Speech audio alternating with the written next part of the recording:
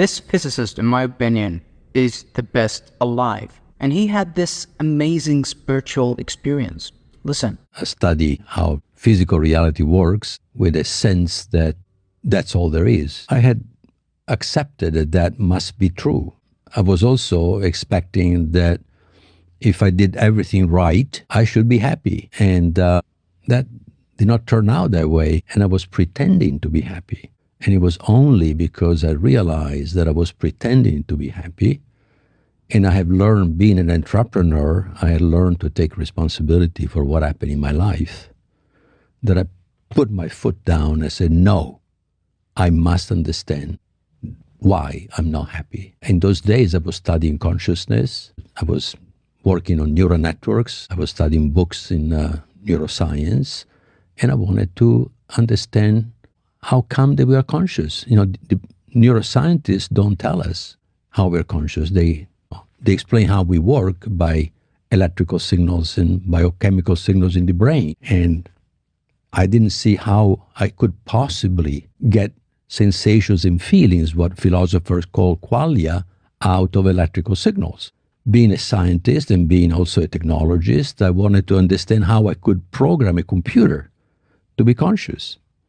And the more I thought, the more impossible it was, because there is nothing in physics that tells you how to convert electrical signals or bits in a computer into sensations and feelings.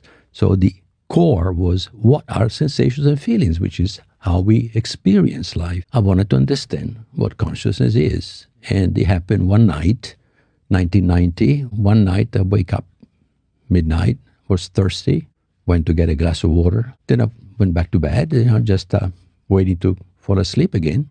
And all of a sudden, out of my chest, this beam of energy, white scintillating light, is love.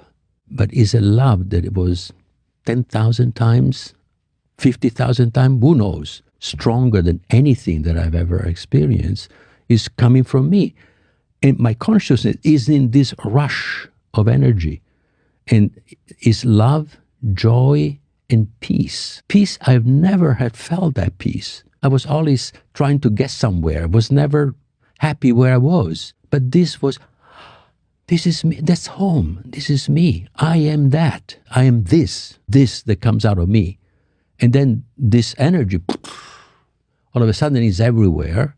In this white scintillating light, my consciousness is in that light. And then a thought forms. The thought was, oh, this stuff is what everything is made of. Before that thought, there was the understanding that the thought expressed. My body was vibrating, like the cells of my body were resonating with what was going on.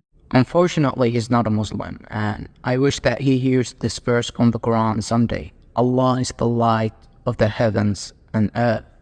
Basically, Allah is the light of everything. Subhanallah.